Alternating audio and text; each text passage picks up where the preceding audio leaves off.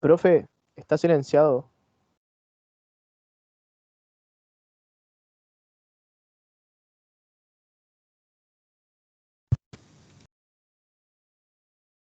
Se volvió a... Ahí estamos. Entonces, como habíamos dicho, eh, respecto al nivel, la primera de las preguntas era, no alcanza el agua a la misma altura en las dos ramas y, y tampoco alcanzan la misma altura el agua y el aceite porque tienen densidades distintas. Y después se nos pedía cuáles son las alturas en cada rama. Y aquí nos dicen si el volumen de aceite es de 20 centímetros cúbicos y el diámetro externo del tubo es de 2 centímetros y su espesor es de 3. Y nos dan además los datos de la densidad del agua y la densidad del aceite.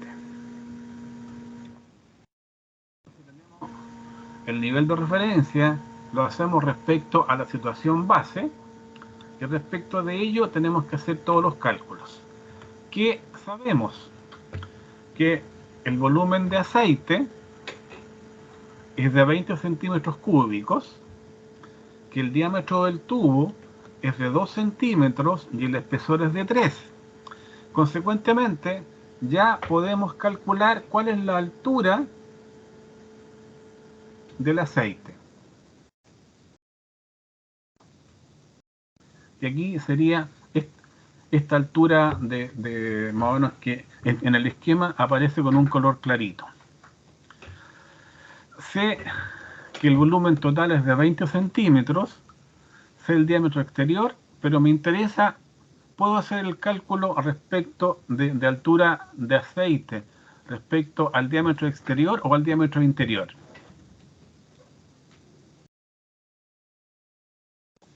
Tengo que hacerlo respecto al diámetro interior y consecuentemente hago los cálculos y la altura de aceite me resulta ser de casi 13 centímetros, 12,99 centímetros. Como lo calculo, 20 es igual al diámetro interior al cuadrado por pi cuartos por la altura que no conozco. Tengo la ecuación y puedo resolver cuál es la altura. Sé también que la densidad del aceite es de 800 kilos, la densidad del agua es de 1000 y también puedo determinar cuál es la altura equivalente de agua que yo debería agregar para que quede todo en equilibrio y la altura de agua que me genera el volumen de aceite que hemos incorporado resulta ser de 10,39 centímetros. Ahora, respecto del nivel de referencia, ¿ya? Me doy un valor y asigno que ese nivel de referencia vale 0. Le doy un valor cualquiera. Le puedo dar un valor 10, 20, 30, 40, 50, lo que yo estime pertinente. Por aquí, el nivel de referencia, que lo definimos respecto a la situación base, le di el valor 0.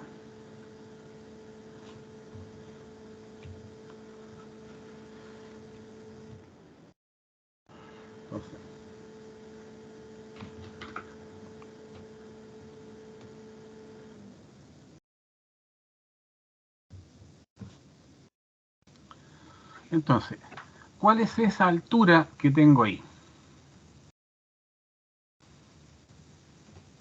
Dado que lo que descendió en la rama izquierda es lo mismo que subió en la rama derecha,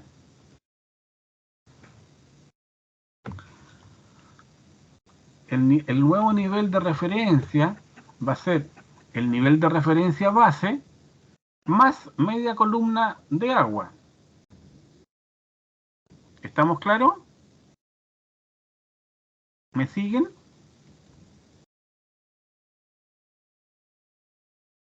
Y ya calculamos que la columna total de agua se desplazó un total de 10,39 centímetros. Consecuentemente, la cota de agua que tengo en ese punto es la cota de referencia más lo que subió, y lo que subió es la mitad del total, porque ese punto se encuentra a la misma distancia que este otro. Consecuentemente, ese nivel de agua se encuentra a 5,2 metros, perdón, centímetros. Y, por su parte, el nivel de aceite,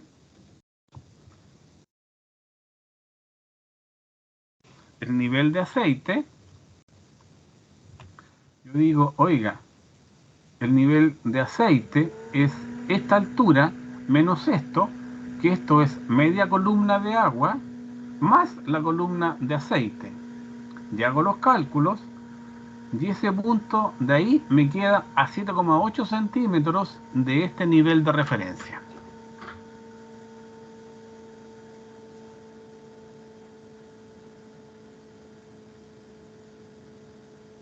¿Alguna consulta respecto de ese análisis, de este análisis que estamos siguiendo?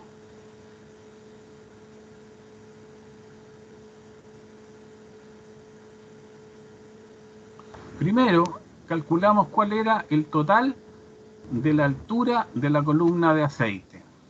Sí. Después calculamos el total de la columna de agua equivalente. ¿Ya? 10,39. Y después dijimos, perfecto, respecto de este nivel, el agua subió media columna. Profe, Por esta otra parte bajó media columna. Consecuentemente, respecto de ese punto, se encuentra a esta altura. ¿Sí?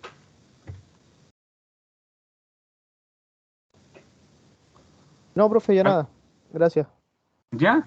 Entonces, calculamos ya el nivel de agua que respecto a este nivel de referencia se encuentra a 5,2 centímetros y el nivel de aceite respecto de este mismo nivel de referencia se encuentra a 7,8 centímetros. Por eso es importante definir el nivel de referencia, porque si ustedes dicen, oiga, el nivel se encuentra a 5,2 y no hablan sobre qué nivel de referencia están haciendo el cálculo, la respuesta está incompleta. ¿Ya? Entonces aquí lo que faltó fue colocar la respuesta literal respecto del nivel de referencia que lo definimos como nivel 0. Yo podría haber definido el nivel de referencia acá y haber dicho, oiga, para mi ejercicio voy a asumir que esta altura de columna de agua de equilibrio es de 30, 40, 50, 60 centímetros, lo que sea, yo lo defino. Y ahí habría dicho, oiga, perfecto, respecto de este nivel de referencia, la columna de agua se encuentra a 15,2 centímetros. Y esta otra columna de aquí, ya hago los cálculos y sería 17,8 centímetros.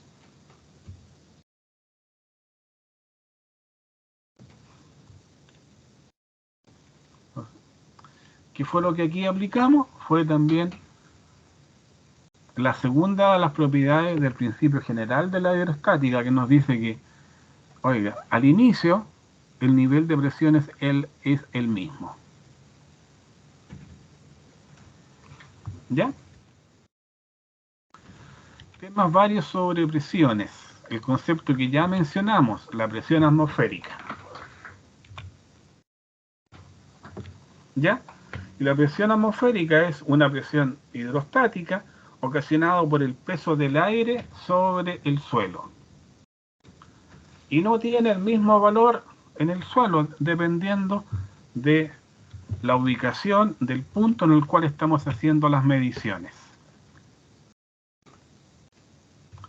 Y en base a las mediciones que hizo Evangelisto Torricelli por allá por el año 1730, se define que una atmósfera es es la presión atmosférica equivalente al peso de una columna de mercurio de 0,76 metros de altura. Y aquí viene algo importante en el contexto: a 0 grados de temperatura y a una aceleración de gravedad de 9,8 metros por segundo al cuadrado, que equivale a medirlo básicamente a nivel de mar. ¿Cuál fue el experimento que hizo Torricelli? Agarró un tubo de una cierta longitud, lo llenó de mercurio,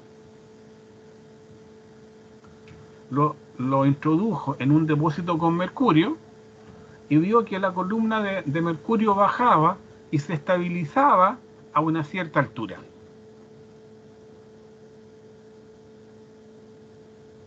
¿Ya? Torricelli es posterior a Simon Stevie.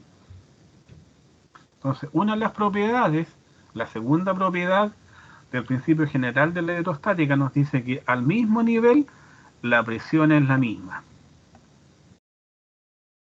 Entonces, en este punto, la presión tiene que ser igual a la presión que tenemos en este otro punto. Y si queremos medir cuál es la presión atmosférica, medimos aquí cuál es la altura de la columna de mercurio, que da como resultado la misma presión atmosférica medido fuera de este punto. Y resultó ser a nivel del mar de 760 milímetros de mercurio.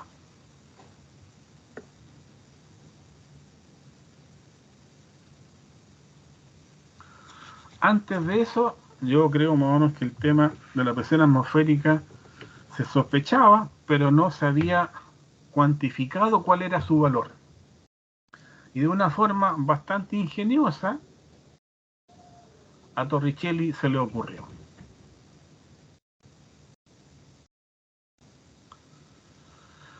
¿De qué altura debería haber sido esta columna si el líquido manométrico hubiese sido agua?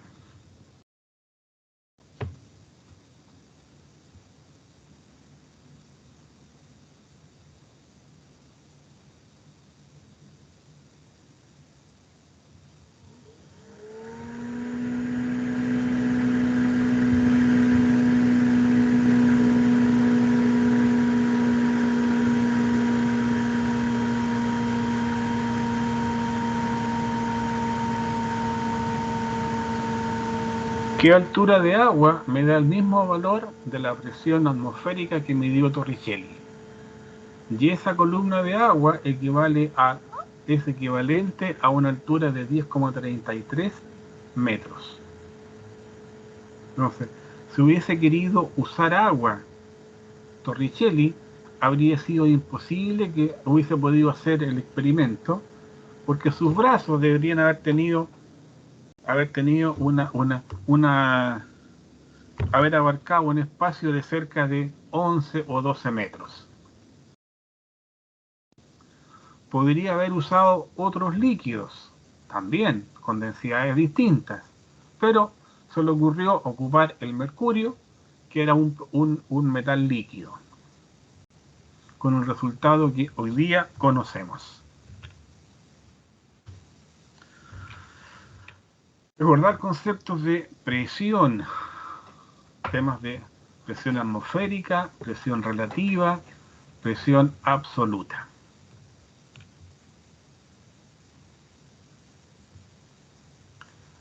Ya, la presión es una fuerza normal ejercida sobre un cuerpo, sobre una unidad de superficie.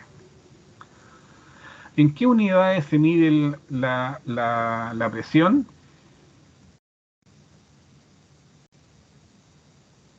Pascal. ¿En qué sistema de medidas? ¿Cómo, profe? ¿En qué sistema de medidas se usa el Pascal? En el sistema ¿Y a qué internacional. equivale?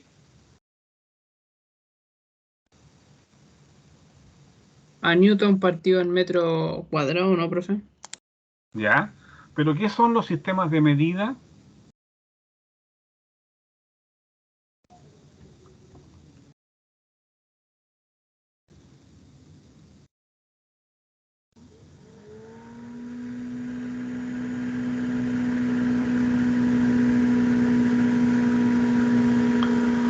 Siempre ha sido interesante y conveniente comparar cosas. Esa persona es más alta que esta otra. Esa persona pesa más que esta otra. Entonces existen los sistemas de medida que miden, que permiten representar distintas unidades. Unidades de volumen, unidades de masa, unidades de tiempo. Existe el sistema internacional, el sistema técnico, el sistema inglés como unidades de medida. El sistema internacional está basado en el kilo de masa como unidad de materia. Como unidad de medida usa el metro. Como unidad de fuerza usa el newton. Y como unidad de presión usa un sistema derivado que es el pascal. Entonces, se dice que un pascal es equivalente o a la acción de una fuerza de 1 newton sobre una superficie de 1 metro cuadrado. ¿Y qué diablos es un newton?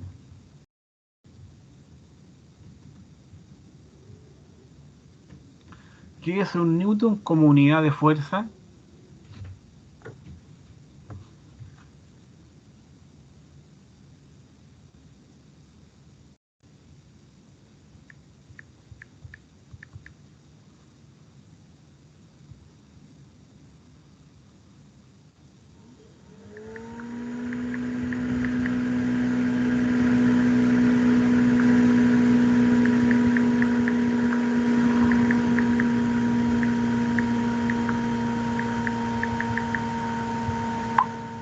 Entonces, ¿qué es un newton?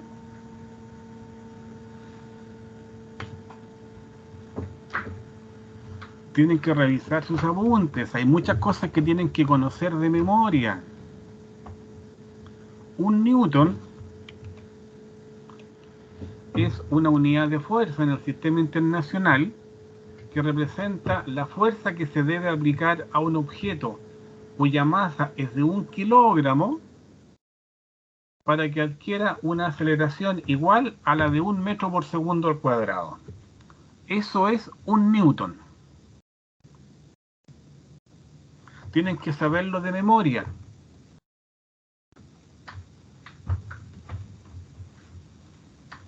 ¿Ya?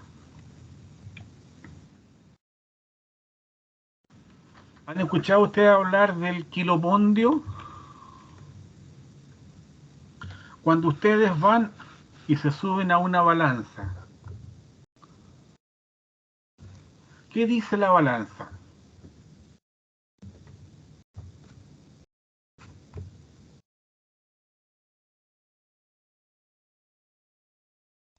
Yo me subo y dice 85 kilos.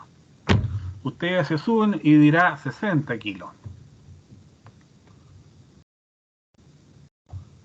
¿Cuál es la unidad de fuerza que está representada por la balanza y que me entrega un valor? Lo que eso me entrega es lo que se llama en forma científica un kilopondio. Y el kilopondio es una definición muy parecida a la del newton, pero solamente que el cuerpo tiene que adquirir una aceleración igual a la aceleración de gravedad. Consecuentemente, un kilopondio es 9,8 kilos por metro por segundo al cuadrado. Y si yo hago la comparación, concluyo que un kilobondio es 9,8 newton, y también se menciona que el kilobondio es 1 kilogramo fuerza, que en el sistema técnico se abrevia como 1 kilogramo o como 1 kilo. Cuando ustedes se pesan en la balanza y dicen yo peso 70 kilos, en estricto rigor tendrían que decir yo peso 70 kilogramos de fuerza, que se abrevia como kilo. Pero ahí el concepto de kilo está aplicado en el sistema técnico como unidad de fuerza. En el sistema internacional el concepto de kilo está asociado a la unidad de medida de la materia.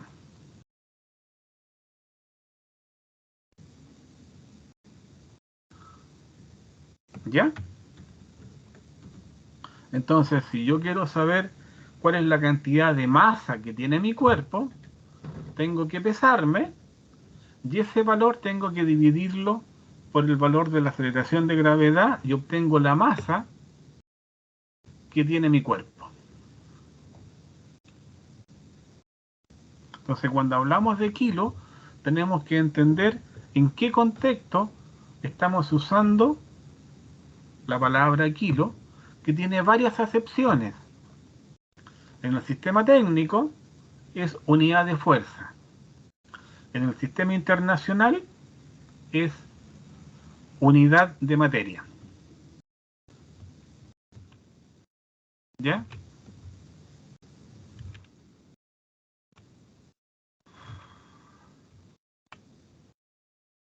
Hay distintos tipos de aparatos que miden presiones. Pues aquí lo que tenemos es el manómetro más sencillo, que es un tubo de vidrio doblado en forma de U, que contiene un líquido, ¿ya? Que tiene una densidad mayor, generalmente a la del agua, que se usa para medir presiones. Entonces, ¿qué sabemos? Que en este punto, al ser un tubo abierto, yo estoy midiendo presión atmosférica.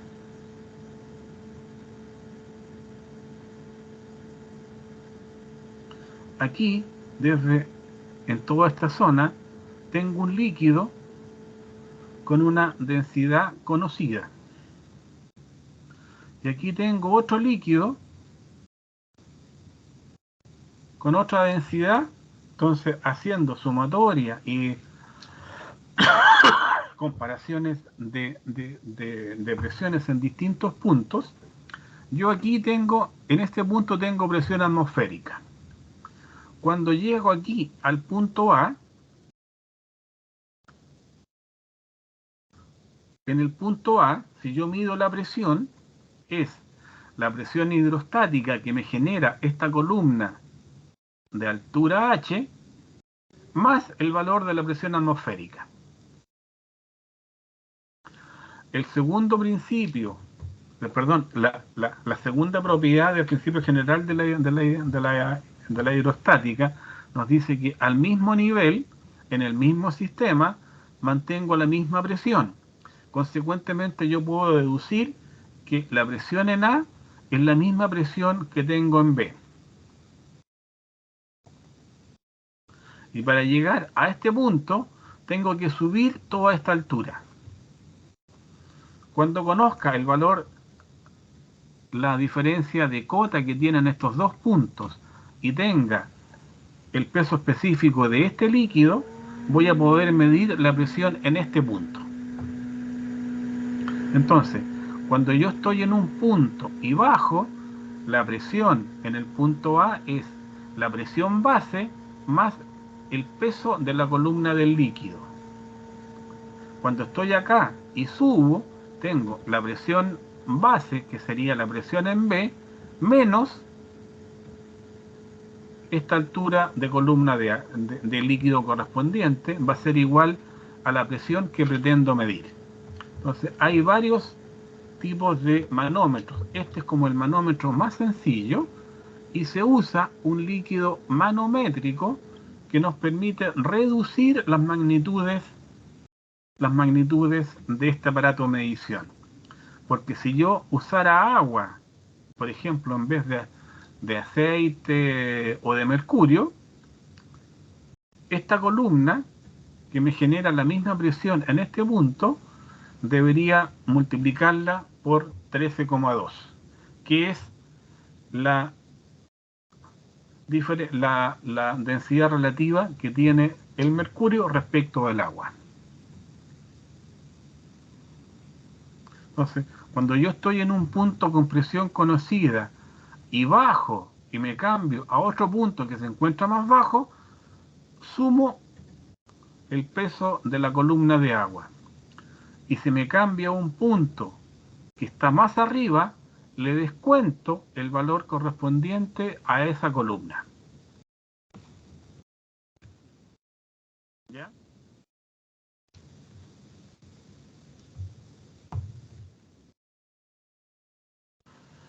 Entonces, ¿qué tenemos? Allá hablamos de la presión manométrica o la presión hidrostática, que era, de acuerdo al principio general de la hidrostática, el producto de la densidad por la aceleración de gravedad por la altura, la diferencia de altura. ¿Ya? Y siempre que hablamos de presiones absolutas, tenemos que agregarle la presión atmosférica. El esquema anterior, la presión absoluta en este punto es la presión hidrostática más la presión atmosférica.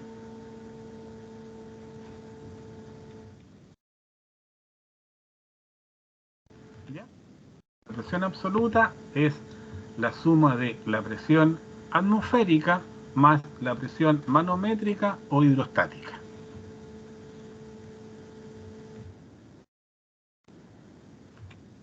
Hay también otros tipos de manómetros, tubos cerrados. En este punto, como es un tubo cerrado, aquí no tengo la presión atmosférica. ¿Ya? Entonces, la presión a medir aquí va a ser, la presión manométrica va a ser igual a el peso de la columna del líquido correspondiente por la característica de densidad o de peso específico de ese fluido. Otros tipos de manómetros, tubos pitota.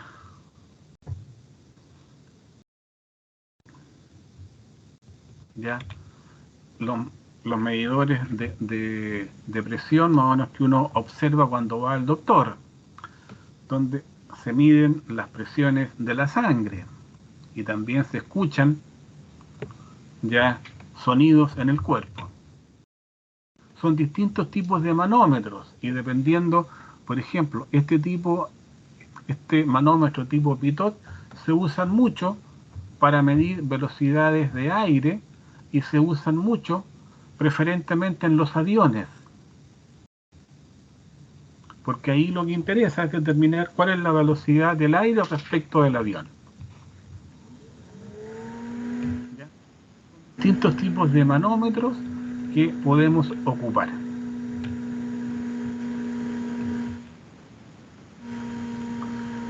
Y el tema de las presiones es un tema que siempre tenemos que tener en cuenta. ¿Qué es lo que estamos comparando? ¿Qué es lo que estamos midiendo? ¿La presión absoluta o la presión manométrica o hidrostática? Y eso nos va a quedar más claro en la medida que realicemos varios ejercicios. Pero la presión absoluta es la presión atmosférica más la presión manométrica o hidrostática o la presión gauge. ¿Ya? Este es el mismo, es una pequeña variación sobre el ejercicio que hicimos recién del submarino. ¿Cuál es la presión que soporta un submarino a 100 metros de profundidad? Sabemos que presión es densidad por peso específico por altura. Aquí vamos a cometer el error de asumir de asumir que el submarino está metido en agua dulce. 1000 kilos por 9,8 por 100 metros de profundidad, y eso nos da 9,7 atmósferas. Y la atmósfera era la unidad que usábamos para medir la presión atmosférica. Entonces, esa es la presión hidrostática que soporta el submarino, pero la presión total tenemos que agregarle la presión de la atmósfera sobre la parte superior del agua en que está metido el submarino. Consecuentemente, el submarino soporta una presión hidrostática de 9,7 atmósferas, pero a nivel de la presión total tenemos que agregar siempre la presión atmosférica.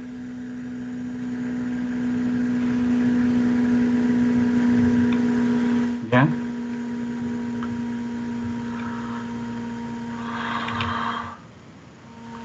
Habíamos visto que también una de las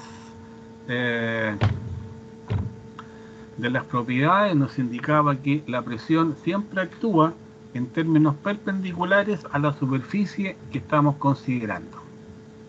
Y la presión hidrostática, asumiendo que el valor de la aceleración de gravedad es constante y que los líquidos son incompresibles, aunque todos son compresibles, la presión hidrostática o manométrica depende básicamente de la profundidad a la cual está el cuerpo en que queremos medir la presión.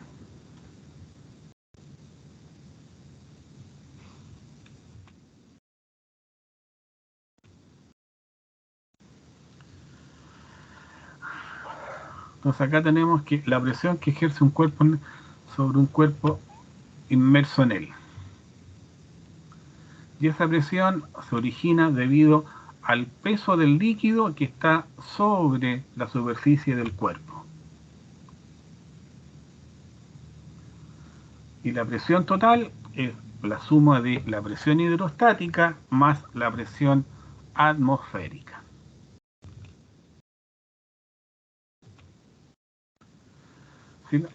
Ahora un pequeño ejemplo respecto de llegar a concluir el tema de la paradoja de la hidrostática.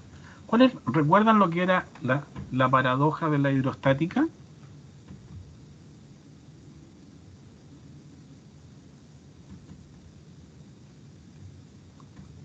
No, profe. La paradoja de la hidrostática nos indicaba que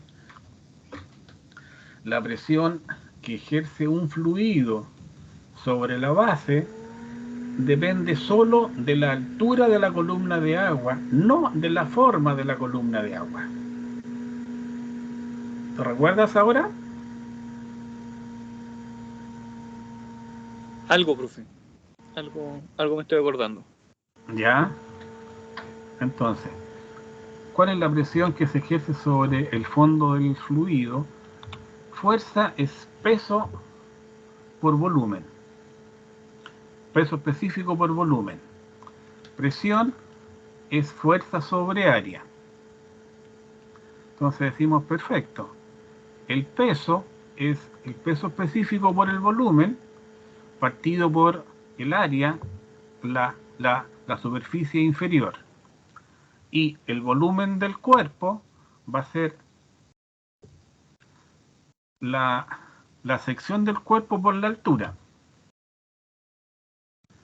Y simplificando, digamos que la presión en la parte baja va a ser igual a el peso específico por la altura, que era lo mismo, era la misma expresión que había propuesto Simon Stevin sobre cómo calcular la diferencia de presiones a que está sometido un cuerpo, y nos decía que la diferencia de presiones a que está sometido un cuerpo es el producto del peso específico del cuerpo por la diferencia de los puntos. ¿Ya? Y aquí podemos también concluir que el valor de la presión depende solo de la altura y de la naturaleza del líquido, de su densidad, su peso específico. Y esto es válido para fluidos con densidad constante, incompresibles. ¿Ya? Entonces, la paradoja de la hidrostática nos indica que la presión en cada uno de estos elementos en la base tiene el mismo valor y depende solo de la altura de la columna de agua. Y esa es la paradoja de la hidrostática, que mucha gente considera que Pascal fue el que lo enunció, y el primero que lo anunció fue también don Simon Stevin. Entonces, cuando les pregunten por la paradoja de la hidrostática, indica que la presión hidrostática que se genera en el fondo de un matraz depende solo de la altura de agua del matraz, no depende de la forma del recipiente. Ya hablamos sobre las unidades de medida. La unidad de medida en el sistema internacional es el Pascal. Y aquí hay otros sistemas, ya los equivalentes, unidades de presión, Pascal, bar, milibar, atmósfera técnica, atmósfera, el torr, unidades de libra por pulgada cuadrada, que es el sistema inglés. Entonces, cuando uno haga los cálculos, tiene estas tablas que permiten hacer equivalencias de presiones dependiendo del sistema con que estemos trabajando. Entonces, en el sistema hispano trabajamos con el sistema internacional y el sistema técnico. Preferentemente intentamos trabajar con el sistema técnico. Y en el sistema inglés se trabaja con las unidades asociadas al sistema inglés, que son la pulgada, la yarda, la libra. ¿Ya? Y en general, cuando trabajamos tenemos que una atmósfera, la presión equivalente a una atmósfera equivale, no es exactamente a 10 metros, es 10,33. Una atmósfera equivale a un bar equivale a 0,1 kilo por centímetro cuadrado, a 0,1 millardo de pascales, y equivale a 10 toneladas por metro cuadrado. En forma genérica, en el mundo de la hidráulica es habitual trabajar con el metro columna de agua, ¿ya? Y el kilo por centímetro cuadrado.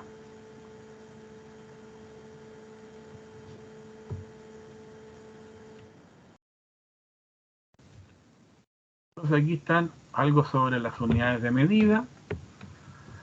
Sistema internacional, la longitud se mide en metros, la masa en kilogramos, el tiempo en segundos, la corriente eléctrica en amperes, la temperatura en termodinámica se usa en Kelvin, la intensidad lumínica en candela y la cantidad de sustancia en mol. Algunas características, vamos a trabajar preferentemente con el agua, y aquí aparecen algunas características del agua en relación con la temperatura, peso específico, densidad, viscosidad cinemática. ¿Recuerdan lo que era la viscosidad cinemática?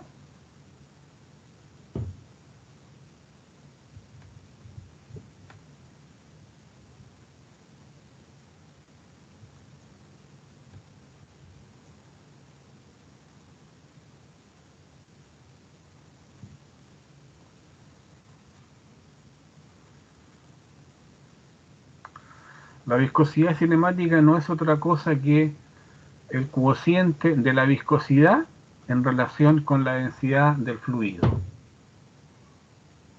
Y mucha gente le da explicaciones filosóficas al concepto de viscosidad cinemática, pero solamente es el cociente del valor de la viscosidad, que es una de las características más importantes de los fluidos en relación con su densidad. Hablamos sobre presión atmosférica o barométrica, presión absoluta o presión relativa. Los temas de la presión atmosférica ya los vimos, lo vamos a pasar más rápido.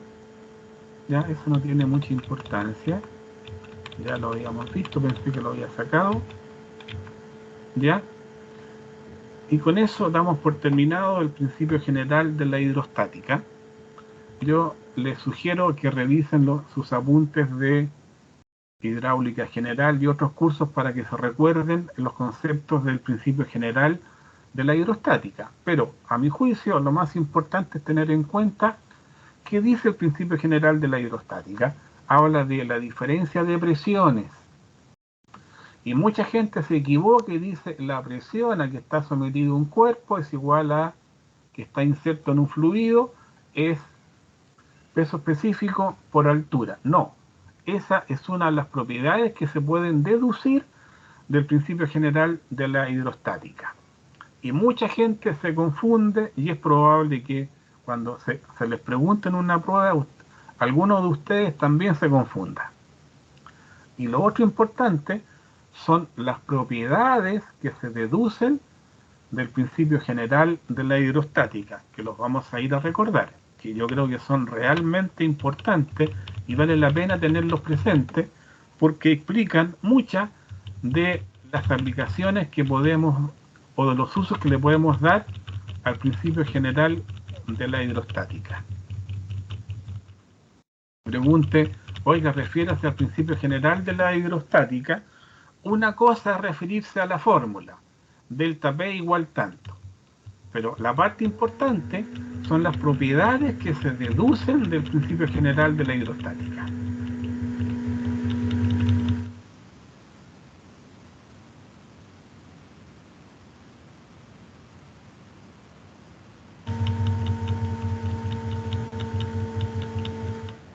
Llegando ya a los principios, perdón, a las propiedades.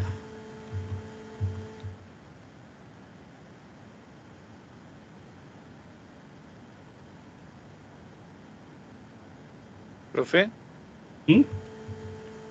¿podría facilitarlo esa presentación? Por supuesto.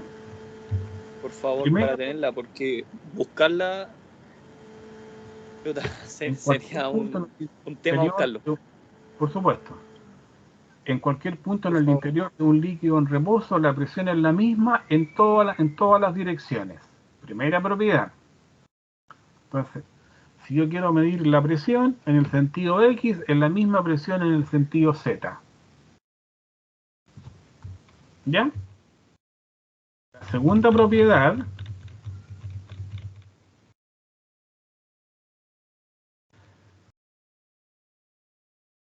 la presión en todos los puntos situados en un mismo plano horizontal en un seno de un fluido en reposo es la misma.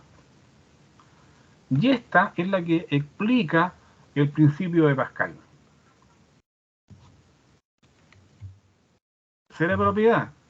En un fluido en reposo, la fuerza de contacto tiene la dirección normal a la zona de contacto.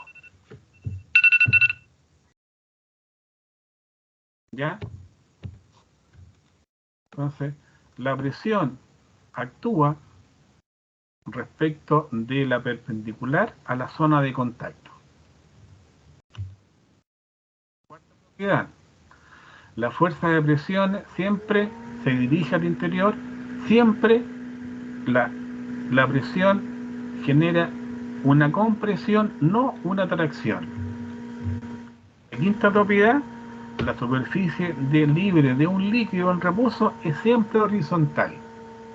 Y esto tenemos que entenderlo en un contexto de un mundo reducido. Si nosotros miramos el globo terráqueo, podemos decir, oiga, la superficie libre en el océano es una curva. pero respecto de la aplicación práctica, como los espacios en que trabajamos son espacios muy reducidos, podemos considerar que en forma microscópica, para ese elemento que estamos considerando, la fuerza libre es siempre horizontal. Acaba de sonar la alarma, tenemos que hacer un pequeño break de 10 minutos y nos vemos entonces 20 para las 7.